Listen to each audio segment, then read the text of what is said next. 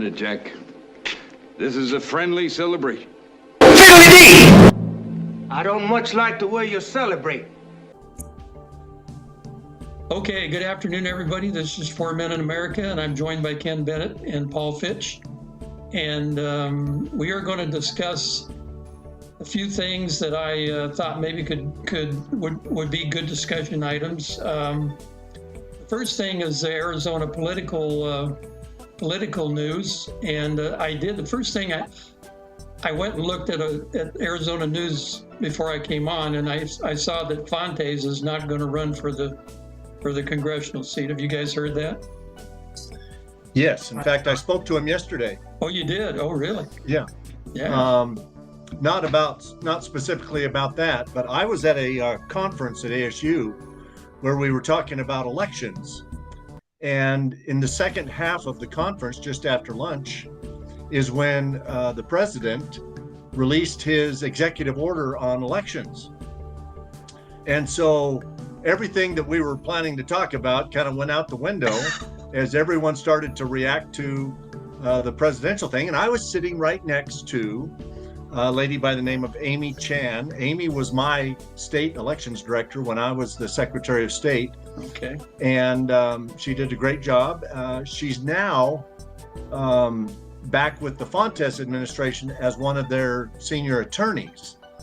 She's not the state elections director. That person was also there a couple of seats down as well. But within a few minutes of the president's executive order coming out, Amy got a call from Secretary Fontes. And so I'm sitting right next to her, and she said something about that. And so she passed me the phone, and I spoke to Fontes personally.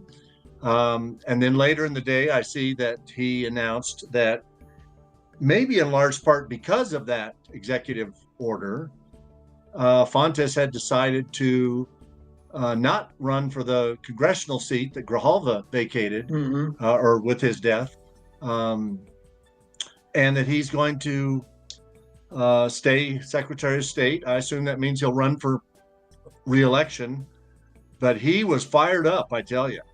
He told me, and he's now been quoted in the press, so I'm not saying anything out of line here, Right. But he told me, at that moment, that he believes Trump is trying to orchestrate a situation wherein he creates so little confidence in our elections that he cancels the 2026 elections, and maybe even his own re-election or election in 2028, and that we just don't have any more elections in America. And I don't believe that's the case at all, of course, but Okay. he was pretty afraid that that's what this is putting us on a path towards. You guys know who Jamie Raskin is? Have you heard that name? Yeah, he's a congressman, wasn't he? He still is. He's a crazy Is he? Democrat. I don't know what state he's from, but he's running around his town halls telling people that, I guess he maybe disagrees with Fontes. He says that Trump's trying to get a hold of Greenland and Panama and rewrite the Constitution so that Elon Musk can be president. That's what he's telling his town halls. Wow. I mean, these people are just, you talk about reaching for the stars, huh? Oh, boy. I mean, I'm telling you. Well, and I can understand some of the frustration that Fontes and apparently other secretaries of state around the country are having with some of the executive order. I mean, there's some aspects of the executive order that basically, well, for example, there's a thing that says you got to use paper ballots or have some type of a paper trail when people vote. Yeah. Well, we do that in Arizona already, and many Right. states do. I think there's 16 or 17 Yeah. that allow people to vote basically only on electronic devices, and there is no paper trail. I think that's dangerous, frankly. Oh, yeah.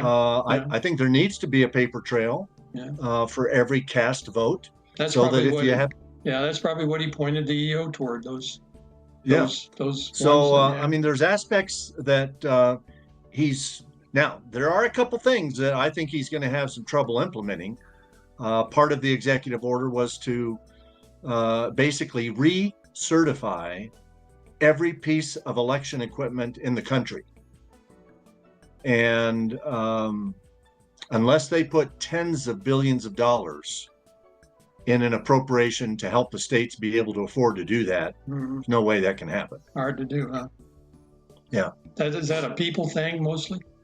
You need a lot of bodies to do that? There's a certification process at what's called the EAC, the Election Assistance Commission. He also, his executive order dictated some things about the EAC, which that is not an executive agency. And so he's kind of maybe overstepping his bounds, trying to say what the EAC can and has to do or whatever. But it's supposed to be an independent body, but it was created by Congress, of course, with the signature of a president. I'm going to guess it was 15, 20 years ago. It was probably right around after the Gore Bush stuff in Florida in 2000. Okay. Yeah. Is when the EAC was created. But so there's some things in there, but boy, Fontes here in Arizona was sure fired up, and he told me his mouth to my ear that he was going to stay secretary because he thinks Trump's trying to take over and cancel all elections for the rest of the future, and he's going to be president as long as he can. Well, that's good. I was just thinking that Grijalva's daughter, right? She said she's going to run. I just figured they paid him off or chased him off, and he figured he couldn't really, honestly, he couldn't beat her in the primary. So that was kind of my thinking about it. I don't know how well they know Fontes throughout that district. But Fontes is from. Said he's from Nogales. Yeah, he's from Nogales, and I think Nogales is the largest voting block in there. Does that include Green Valley and Sarita, or what? It's got part of Green Valley, I think, doesn't it, Paul? The west side of Green Valley or something, and cuts into Sarita a little bit. We've got all the way over to New Mexico on our side over here. Yeah. So a little bit of it, a little bit to the west side, Ken. Okay. Yeah. So, but yeah, I think most of it's Nogales. I don't know if it goes over to Yuma or not. It might go over to Yuma. Part of Yuma, I think. Yeah. So it's a pretty big area to get what they got to have 750,000, right? For congressional district. Supposed to be approximately. Yeah. So okay. Well, any other Arizona political news? I saw some of the state representatives were endorsing Andy Biggs and blasting Robeson. So that's interesting. That's going to be kind of interesting because I was on the periphery of working on the campaigns during that election, and Robeson, from the way I looked at it, she kind of bent her pick with conservative Republicans when Kerry primaried her, and then she immediately turned around and was against Kerry Lake. And I don't know how much sway that had with the voters to end up with the Hobbit getting elected. But I know that there was. I thought Robeson endorsed her in the general. I don't think so, Ken. You may be right, but I remember some stuff that I'm sure she wasn't. I'm sure she wasn't excited about, going out and beating the stump on behalf of Kerry Lake, but I thought she endorsed her, as did Ducey and a couple other more mainstream. There were some Republicans. I don't remember the two big Republicans. I remember opposing Lake in the general were Jeff Flake and Cindy McCain. I don't think that Karen Taylor Robeson endorsed Hobbs. I'm pretty sure she did not. I don't think she endorsed Hobbs, but I don't think she lent a lot of weight to Kerry's efforts. One of the state legislators. I don't have a name for you. It was on X. She put a thing on X. She claims that Robeson gave money to Gallegos for his campaign. And she just got Gallego. Which one? The mayor of Phoenix or the congressman? The congressman. And now the senator. Now the senator, yeah. Yeah, she helped the senator. She gave money to Gallegos, the senator. Yeah. Oh, I don't know. I don't know that. Yeah, I never heard that before. My recollection is, because I was in a couple of meetings with her in very small groups. My recollection is that when she lost in the primary to Lake for governor, she pivoted quite substantially and kind of focused on raising a significant amount of money to help the Republicans keep the state legislature in House and Senate under Republican control, and succeeded in doing so, because the Democrats were talking about, they were very confident that they were going to at least get one of the bodies in the legislature in Arizona to a even split or Democrat control. And my recollection is that Robeson spent a lot of time and money and effort to protect the legislature and make sure it stayed Republican control, and succeeded because they increased the number of seats held by Republicans in both the House and the Senate. Right. Yeah. So she must have done a good job. Yeah. I think so. Yeah. So changing subjects again, have you guys heard anything about the trying to ban semi-automatic weapons in Colorado? Have you guys followed any of that? I know Utah's probably not much on gun bans, are they, Ken? I wouldn't think so. Yeah, but, I don't know. But yeah, they're trying to ban semi-automatic weapons now. They sort of watered down their legislation that they were pushing a couple of weeks ago. And I'm just talking about Colorado because I was born in Colorado Springs, and I've watched this slow decline in Colorado that's eating that place up now. But they put in some language into their bill that if you're a hunter, you could buy an AR-15, but you have to take a special class to learn how to use the gun, right? Special training. I don't know if it's 2 hours, 4 hours, I don't know what it is. And then if you're not a hunter, then you got to take like a 12-hour or 6 or 12-hour or some longer class to get one of those guns. So they're not banning them altogether. Now I don't know. There's some other handguns that they claim they're going after too, but I'm not. And they're talking about a welded magazine. Have you ever seen any semi-automatic weapon, Paul, with a welded magazine, or Ken? Well, California had that bullet magazine. Yeah. You couldn't just push the button and drop the magazine. You had to have something with a point on it to go into a hole to release the magazine. It was designed to slow school shooters down, which I don't know that it did. But anyway, there's that. And I think it was Massachusetts was trying to pass a ban on any gun that was gas operated. Well, all semi-automatic weapons are gas operated. Yeah, that's right. Yeah.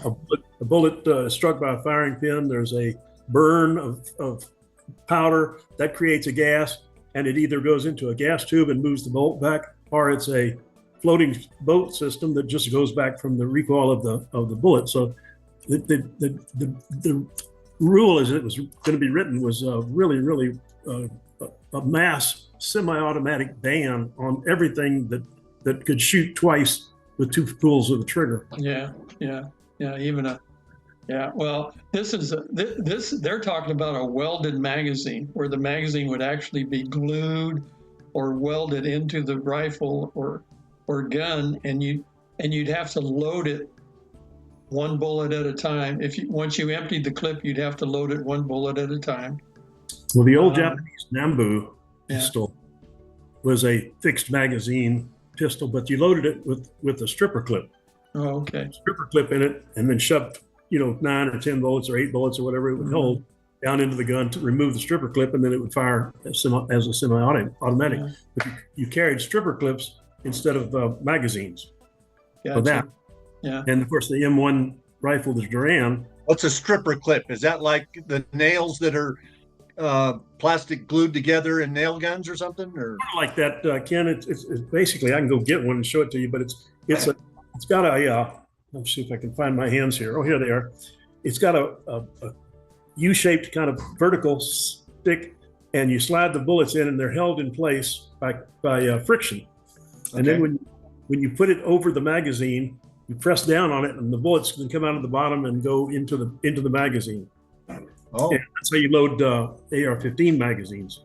And so this welded clip thing or welded magazine could work in the sense that if you could figure out how to put that loader into the chamber of an M16, it might work. But the problem with an M16 AR-15 is that the ejection port's on the right, and you can't push the bullets down into that magazine from the top like you did with the Nambu or other magazine loaded weapons. Yeah, yeah.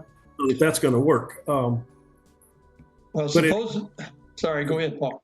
I'm just going to say that the gun grabbers would love to make a rule that came law that was impossible to follow. Oh, of course. Yeah, that's the goal. So this bill that they're trying to pass in Colorado, I think it just got approved by the Senate yesterday, and I'm sure Polis, the nutty governor, he's crazier than Hobbs is, but he'll sign it for sure, and then everybody including the NRA will file their lawsuits, being unconstitutional, and off we go again. So it's a never-ending cycle, right? Yep. Yeah. So I that's some news out of Colorado, and I didn't know. I forgot to mention it last week to you guys that I'm sitting there the morning. I think it was last Wednesday morning or Thursday morning, and Christy Nome came on. She was down in Florida in Fort Lauderdale, and the U.S. Coast Guard had just pulled into port a couple of their cutters, and they had confiscated, whatever words you want to use, over 22,000 pounds of drugs. Yeah. 22,000 pounds of drugs. Over 10 tons, and it was cocaine and marijuana, and these big pallets, these big special pallets. They were all waterproof, and they had them all loaded on the back of their ships, and they unloaded each pallet onto the ground. So I assume they just take that stuff and burn it up, but. It looks to me like the cartels are changing their tactics a little bit.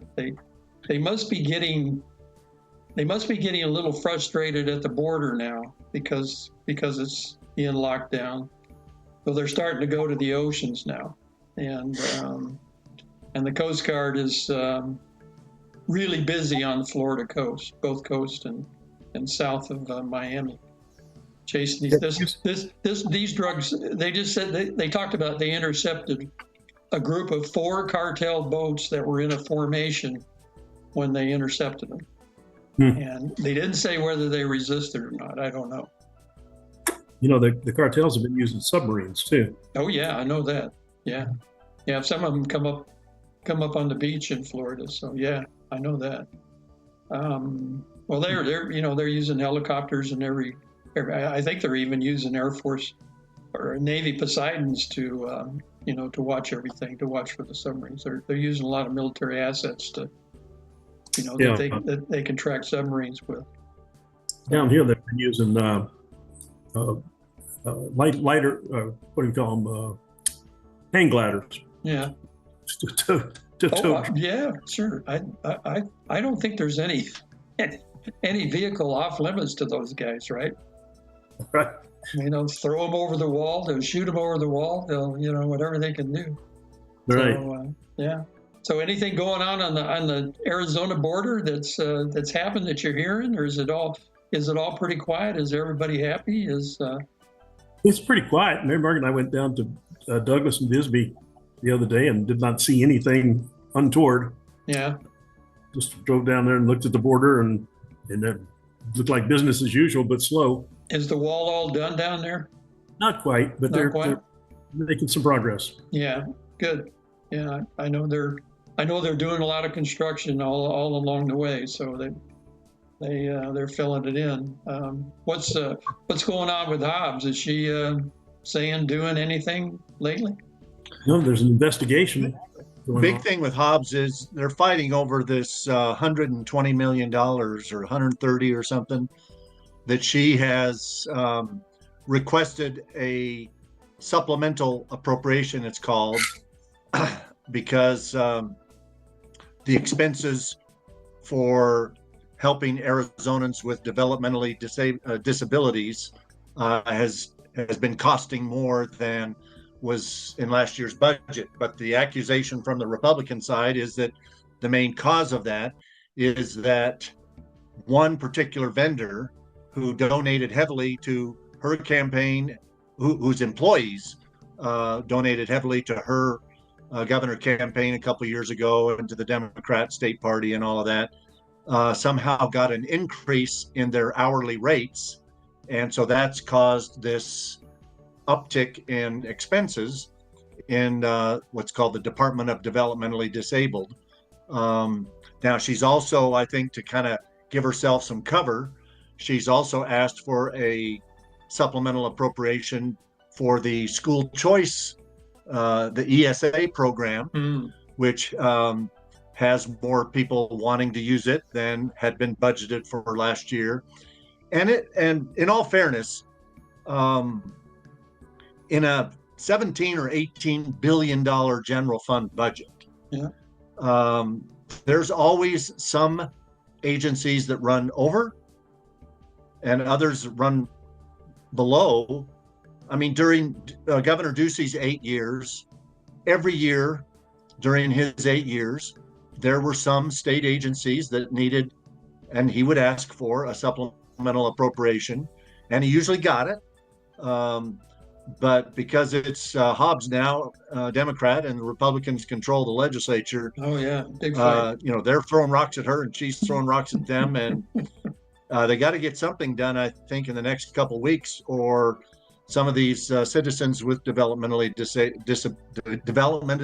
disabilities would not be provided services that they need. So my guess is that they will quietly come to an agreement to cover most or all of the shortfall. But there has been some gamesmanship. One Republican representative took the $122 million over budget thing for this year and extrapolated it to next year. If you were over 122 for the portion of this year they were over, and if you multiplied that for a full year, it's $330 million. And then he issued a press release saying that $330 million went missing. Well, there's no money missing. It's just that they've been overspending according to what was budgeted last year. And if they keep that pace, it'll create a larger overspending for all of next fiscal year. But yeah, they're fighting about $130 million for developmentally disabled. Has she ever gotten anybody on her staff appointed, or are they still fighting over her?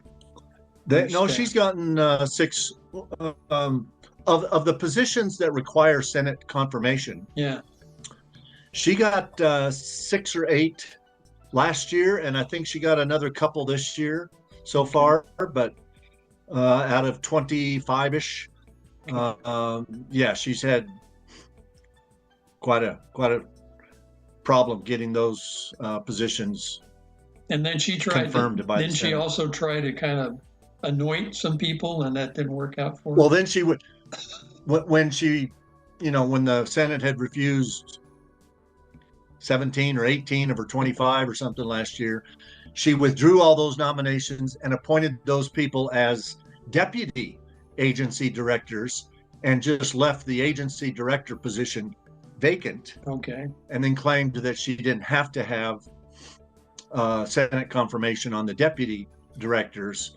But the courts, then the Senate sued, and the courts agreed with the Republican Senate that you can't get around that aspect of state law by leaving the top position vacant, because you can't get somebody confirmed and only appointing somebody in the number 2 position to run the agency. Interesting. That was Arizona Supreme Court, or? Yes. Yeah. Good. Okay. So, so what are you hearing about the legislature itself, Ken, as far as the budget, Arizona budget, and is there anything coming out about that? Been very quiet. Like I say, about the only news has been this fight over these supplemental appropriations. There's been very little come out. But the fact that nothing has come out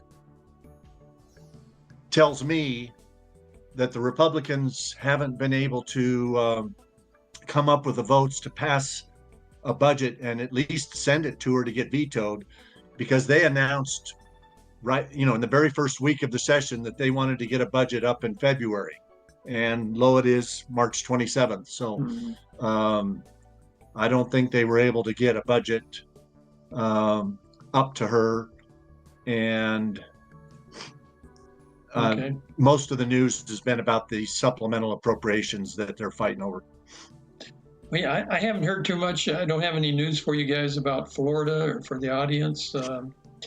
No big fights in the legislature. There's a lot of activity with passing the new law that allows state law enforcement and police and sheriffs to to help ICE go after the illegals. There's a lot of activity there. There's been several arrests of Tren Agua Venezuelans down here in Florida.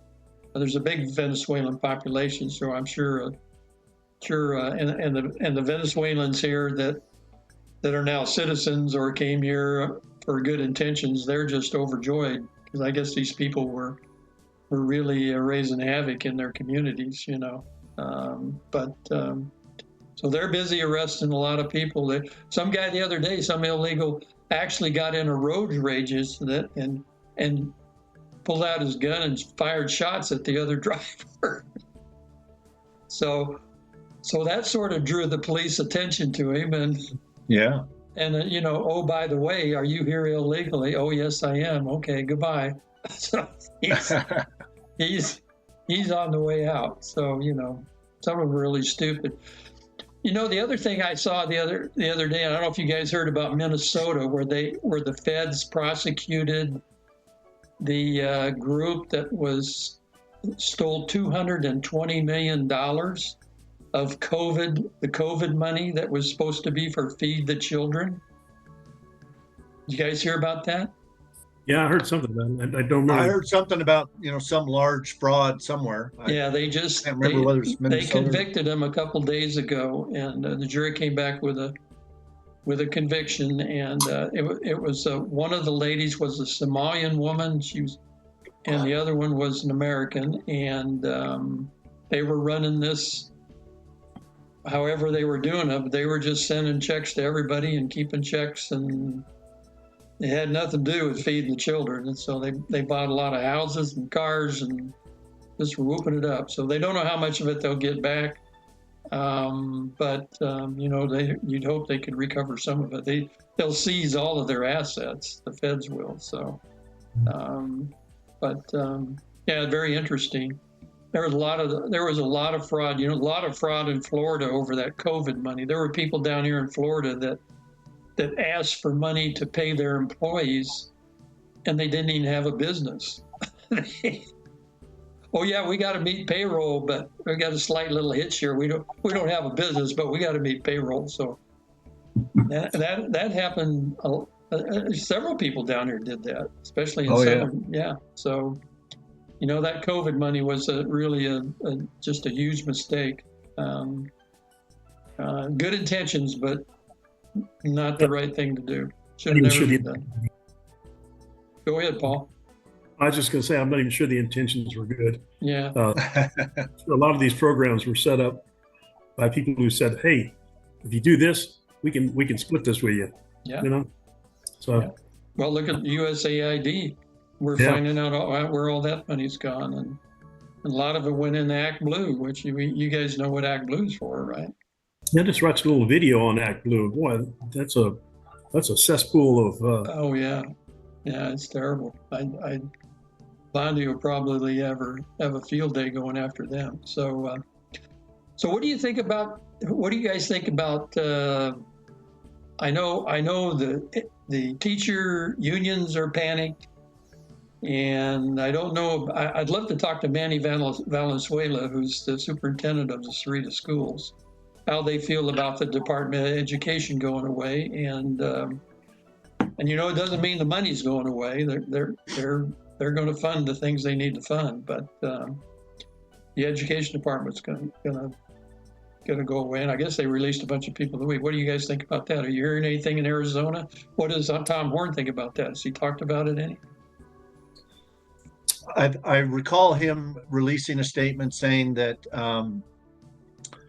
he was just going to be watching to make sure that the money that Arizona schools count on receiving each year based on the number of students who are either low income, the free and reduced lunch program monies, or the special needs students as identified under the Individuals with Disability Education Act at the federal level, IDEA.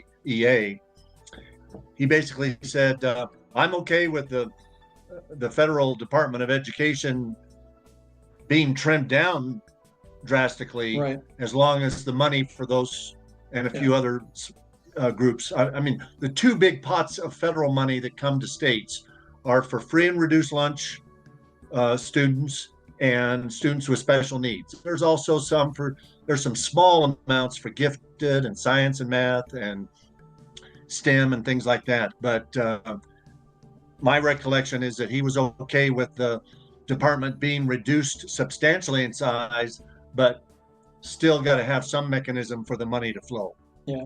I wonder if they, and I don't know the answer to this, did the Department of Education ever put any pressure on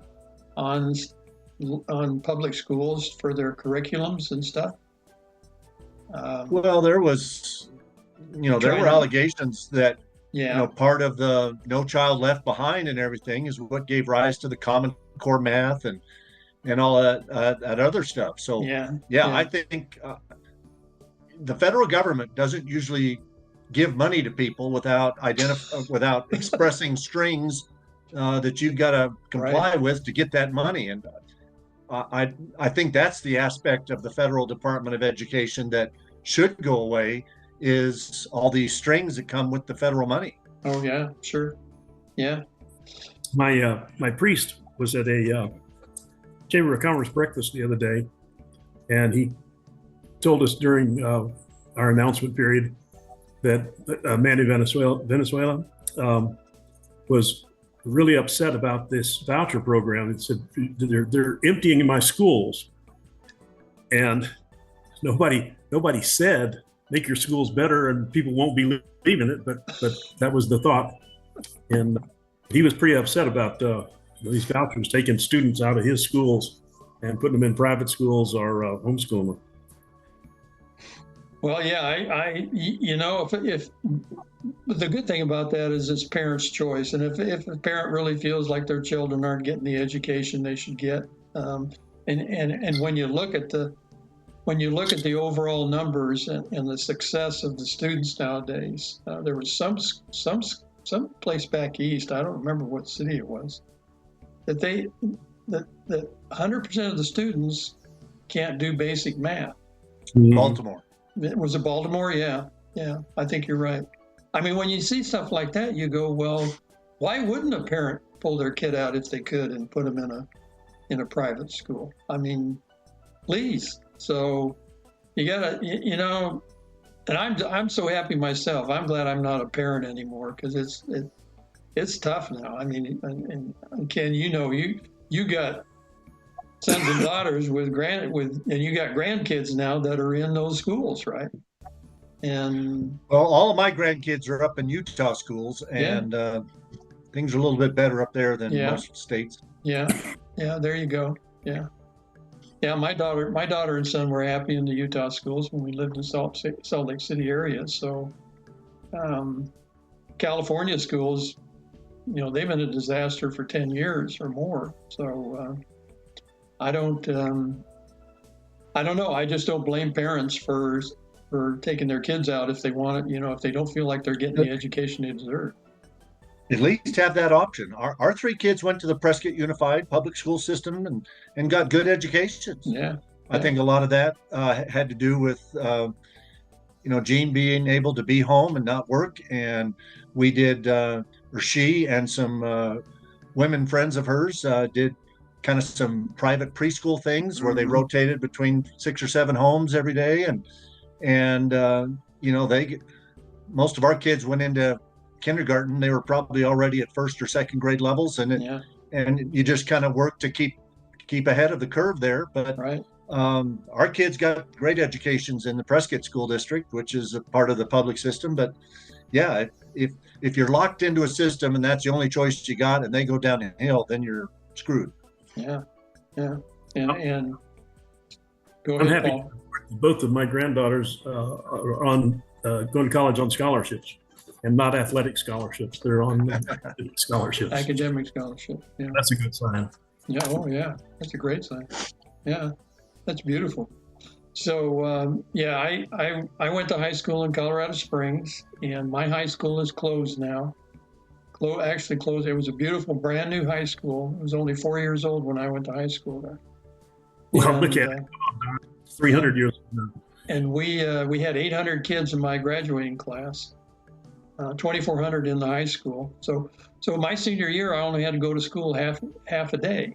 So the other half a day, they even let us out of study halls. So we got to do half day. We could go in the morning from 8 to 12 and had 4 classes. I had Spanish, math, history, and English, right? I mean, all the good stuff. And that was it. And then the afternoon if you participated in any of the sports in the school, that's what everybody did. So, and I always felt like I got a good education in high school. And I got accepted to Michigan State and University of Colorado, and I can't remember the third school. I think it was South Dakota State, because they had a chance to go there and play basketball. So, but I decided to stay locally and get the in-state tuition and go to University of Colorado. So, You're a Buffalo. I'm a Buffalo. Yeah, I really am. Yeah, Buff for life. Yeah, so is my daughter. My daughter graduated from CU, and she's in kinesiology, and she's a manager. She's not a manager. She's actually what do you call it? She's a hospital director of several hospitals. So yeah, she's cool. She's doing very, very well. And my son's in construction. He wasn't a college guy. He didn't like college when he went, so he's doing construction now. He's happy with that. So Nothing wrong with that. nothing wrong with that. Using your hands. That's right. So what about you guys? Where did you go to school, Paul? I went to Lafayette High School, and it was a kind of a Paul, it broke up when you said the name. Where did you go? Lafayette High School in Lafayette, Louisiana. Oh, Lafayette. Okay. And the problem was I was smart. No, I was intelligent, but not smart. I guess that's the way to phrase it, because I could get into these advanced classes with all these kids that were both smart and intelligent. And so I was in the advanced class making C's when I could have been in the regular class making A's. Yeah, there you go. I came out with an average, but I don't know what it was. And so I then went through a long series of programs. My dad was in the oil business, and he did very well. But he told all 3 boys, we were 5 years apart. We were supposed to go into college and graduate, and the next one would come, go to college and graduate. But we screwed all that for him when we went in the Army. But he told my older brother, you just go to any school you want to go to. So he wanted to go to Texas A&M. So he lasted a year there, and then he went to LSU, and then he went to the Army. And so then he was in the Army when I came in out of high school and went to college. And he told me, he said, you're going to go to the local school for 2 years, and if your grades are good, then I'll send you somewhere. So he learned a valuable lesson with my older brother. There you go.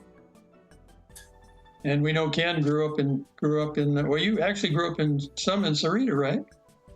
No, I was born in Sarita, Okay. but we moved back to Prescott, which was my mom's hometown. My mom was born in Prescott, and so You went to school there.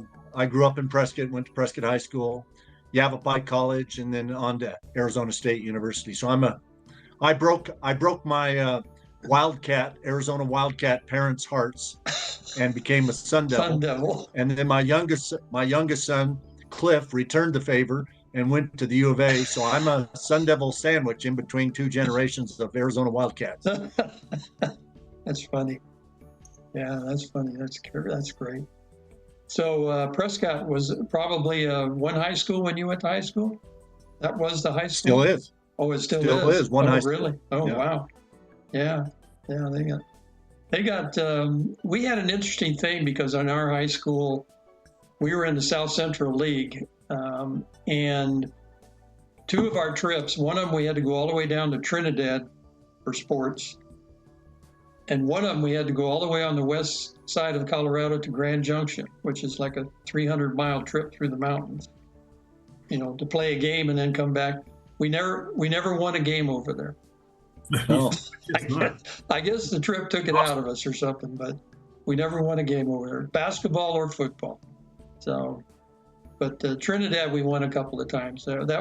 Trinidad was a rough place to play. The crowd was pretty mean for a high school crowd. They were a tough bunch.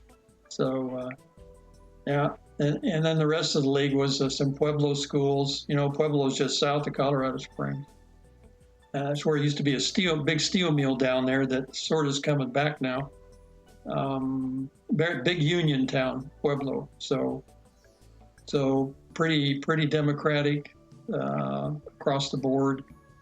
And then Colorado Springs was always a very conservative area, and Denver was kind of half and half, but now it's fallen way behind as far as being conservative. They got a bunch of loons up in Denver now. So, yeah. And they still claim to this day that they didn't have any Trinidad de Agua people living in their town committing crimes. They won't ever admit to that. So, you guys have they caught any of those guys in Arizona? Any Venezuelans that you know of? I haven't heard anything. Haven't heard any, huh? Tickets and go to Colorado. Yeah.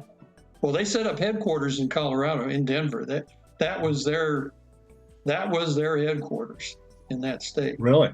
Yeah.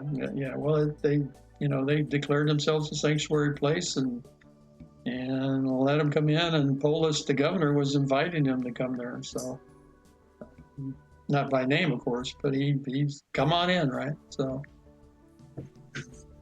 well, anything else you guys want to talk about? Any? Just gonna see if you want to throw in some thoughts about that signal fiasco with Pegseth and Waltz. Oh, yeah. Well, from everything I'm reading and everything, I don't know how the guy got into the chat. Obviously, that was a mistake. But I've looked at the documentation and everything, and I think it was completely overblown in the article that came out that this Goldberg guy wrote. He sensationalized the whole thing, and of course the Democrats are just going nuts. They didn't care that Hillary Clinton burned up her phones or Biden had secret documents in his garage in his Corvette or whatever. None of that matter now. But this is the end of the world. So, yeah, it's just incredible. Last article I read, they said that somebody's looked at the whole chain and there were no actual military plans or war plans in the actual.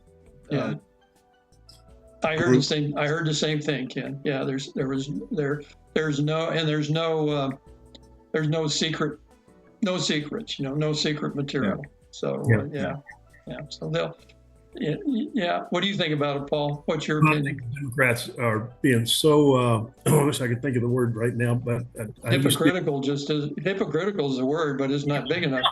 When Comey stood out there on the stage with Hillary and said, "Yes, she violated the Espionage Act, but she didn't mean to." Well, when you set up a server, you mean to. In your home. Yeah. I mean, it's just blows my mind that man actually had the balls to stand there and say, "Oh well, yeah, she violated our national security rules, but she didn't mean to. She just did it accidentally by starting a server and then killing all her phones and bleach bitting her hard drives." And I mean, all of that was accidental, and of course, she meant no harm. Right. So Yeah. I just, if I were, who would that be? That would be Cash Patel. Should I get up on the stage and say, "Yeah, they broke the rules, but they didn't mean to." So it's all good. Yeah, it's not surprising. I mean, their reaction, I guess, but they're going completely overboard now. I mean, they're pulling their hair out. Well, they don't have anything else to sell. I know that Mark Warner was going nuts in that. And the funny thing is, I'll tell you something that I was watching. Trying to think of his name. He has the War Room. It's called the War Room. Steve Bannon, I guess. He said that it's interesting that this Senate committee that they showed the other day had been scheduled for at least a week or two. Had nothing to do with this incident, right? And then they think that Goldberg fed them some information just before, the day before, because the military attacks took place on March 15th, and he didn't write a story till March 23rd, the day before the Senate committee. So all that timing is very suspect and how that all came together. So it looks like it was a kind of a coordinated attack, probably to go after Hegseth, because they still don't like Hegseth and they don't like it that he got appointed. So, but it isn't going to, it's not going to affect Trump, and Trump he's supporting all his guys. He's not going to fire anybody over it. They need to find out how the person got into the chat, and they might think about using something different to do that, to do those kind of communications if they want to talk to each other. One of the things that I'm following up on here, something is Josh Hawley is proposing legislation to limit district judges to their district for their injunctions. Good, yeah, they did pass that bill out of the House, House committee. So Darrell Ison's bill is in the House to be voted on, which is similar. It's similar, may not be identical. Right. Yeah. So, anyway, that step in the right directions, and then we can stop some of this lawfare. Yeah. Yeah. The last thing I want to ask you guys is, and I was pretty surprised by this. Why do you think President Trump endorsed Lindsey Graham? That beats the hell out of me.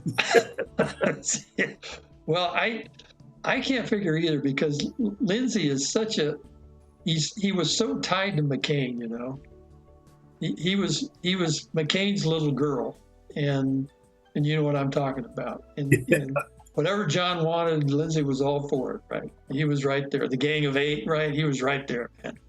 And of course, Marco got sucked into that too and regretted it. But Lindsey's such a war hawk. He's such a warmonger. He's such a neocon. I can't figure out why Trump would endorse him. But I mean, he's got Nancy Mace as a great congresswoman, and she could run against him for the Senate. She'd probably win. In South Carolina. She's from South Carolina. She's terrific.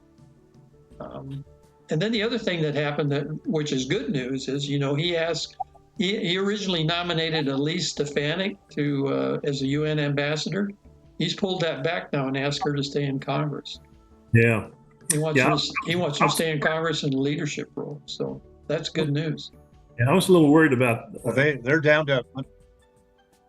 They need those three. They're down to one vote. Yeah, we've got our difference. We've got our election we've got our special elections on April Fool's Day, Monday. Patty and I already voted this week, but early voting, but because we'll be gone, we're leaving next week on our trip. But we need those 2 seats here in Florida, and the Republicans will win in Florida. I guarantee you that. That's a done deal. So we got those 2 plus Elise. So we got 3 more. So that puts us at 224. Which is better, right? Yeah. 224 is better than 221. Well, and you've got the rhinos in there that will cross the line. Yeah. You got to pad the program for that. I just I hope they get their act together with this, in the budget, and it really, really comes true. and that they actually are able to. I don't know if they'll balance it, but it'd be nice to see it reduced something. So Penny plan.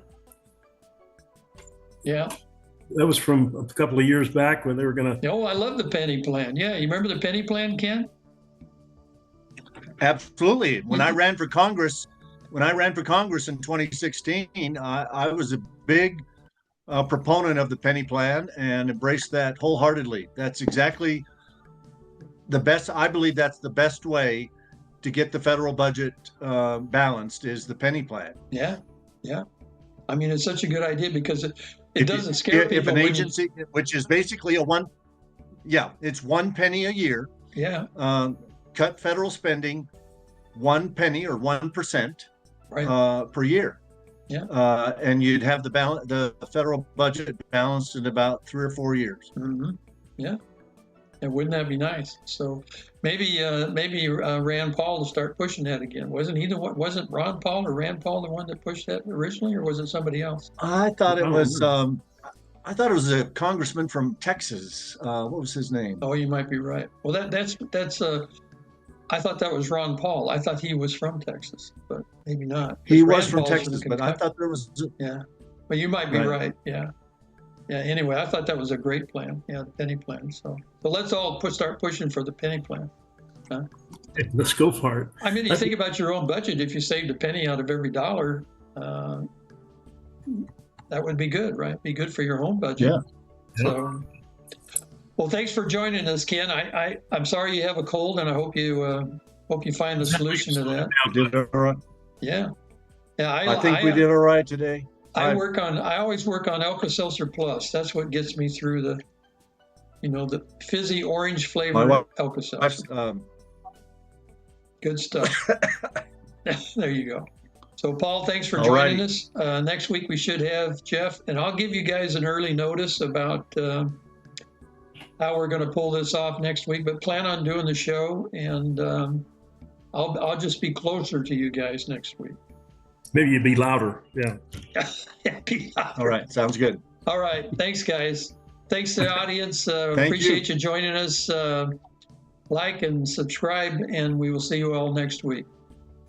Stay safe. Stay safe.